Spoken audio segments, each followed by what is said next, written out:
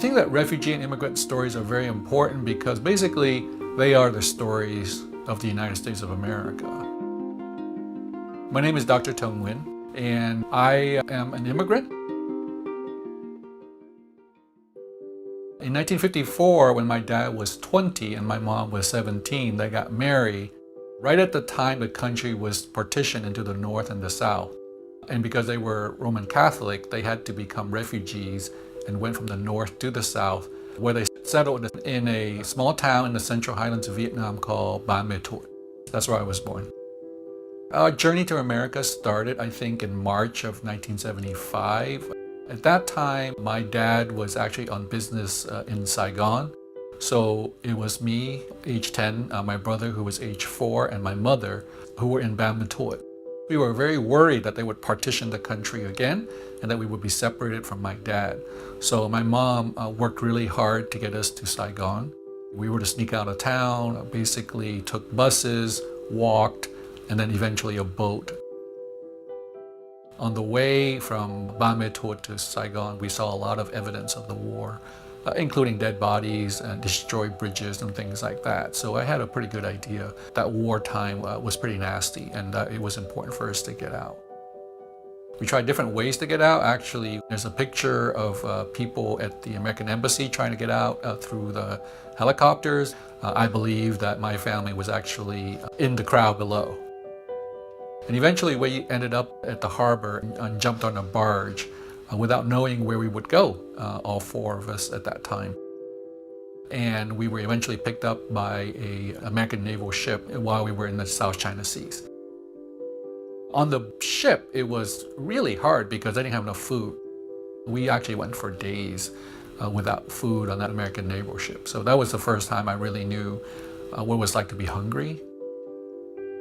And from there, we were taken to the Philippines and then subsequently to Guam, and then finally to Fort Indian Town Gap, which is a refugee camp that was established for the Vietnamese in Pennsylvania. One of the hardest things was when we were getting out of the refugee camp, the people who sponsored it was a church, decided actually to split up the kids and the parents. I was sent to live with an American family. My brother, who was only 4, was sent to live with another American family. And then my parents were settled in an apartment and then they were given a job. As a 10-year-old, I was just rolling with the punches. I was living with people I don't know, trying to fit in. I remember thinking, this must be hard on my parents. For 3 years or so, they sort of got along until they decided that they just couldn't live in Pennsylvania anymore because of the work, the weather, the lack of community. Then they moved out to San Jose, California, and opened up one of the first grocery stores for Vietnamese. And from that time on, I think it got a little bit easier for them. But still, there was a lot of issues interacting with the mainstream American society. I remember as a young boy walking on Santa Clara Street where their store was located and seeing a sign in another store window that said, "Another American driven out of business by the Vietnamese." Because I wonder if this storekeeper ever thought about who these refugees were and if he ever knew that they had been shot on Christmas Eve one night, as happened to my parents. There was another incident where someone broke into our house with a gun and pointed it at all of our faces. And my mother saved our lives by pushing past them and running out into the street. And those are some of the things that my brother and I were witnessing as we were growing up, what was happening to my parents. I'm sure it must have made my brother determined to succeed. Tung has always been very disciplined, very smart, very driven very early, because by the time he was 18, he was valedictorian of his high school and on his way to Harvard and something like a little bit of a local celebrity. Like a lot of Vietnamese kids, my parents thought the right career was to be a doctor or a lawyer. And so that was always in my mind. But part of the reason why I decided to become a doctor was because my mom was sick a lot and I saw her interact a lot with doctors. And I sort of saw that there were a lot of problems for Asian and particularly Vietnamese immigrants getting good health care. So I thought maybe I could help with that. As someone who's a doctor, he can obviously see that there are inequities and disparities, both in terms of how people get medical treatment, but also how their health issues are researched or not researched. And I think that Tung's commitment, not just to medicine as an individual practice, but medicine as a cultural practice, political practice, is evident in how he turned his research towards the Asian American and Vietnamese community. For the last 10 years, I've been working with Tung pretty closely. We collaborated on a number of projects. His research is very people-focused, patient-centered, where the community members take a more active role in their healthcare to improve their health.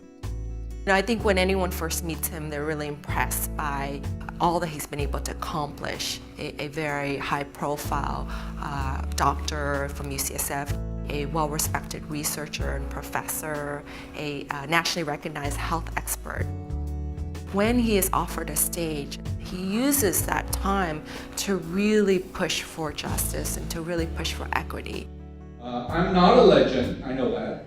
My brother, that little dude there, is now a legend. I'm proud to say that his novel, The Sympathizer, won the Pulitzer Prize for fiction last year, I think. Yeah, it's really sad when your brother gets the biggest hand. It's just not. Yeah, okay, so I'm very proud. I've always known that my brother is special. I remember at one time in Harrisburg, we were just kids and we went out to Halloween, probably one of the very first Halloweens we went out to. I couldn't have been more than 5 or 6, he must have been 11 or 12. And some kids stole our candy. And my brother was so upset. He took me home and then he went back out by himself to try to track those kids down. And I admired him for that. And I think that was an early sign of how he was not going to be messed with and how he's going to try to right a wrong. This is idea that refugees and immigrants are somehow needy. If you think about it, what kind of person would pick up from their usual lives, negotiate all the real dangerous situations to get here to the United States, and then to try to start a new life in a place where it's not familiar? Refugees and immigrants are not, in my view, a needy group. They're actually a huge potential force that if we tap in, that a country will benefit from. Where the door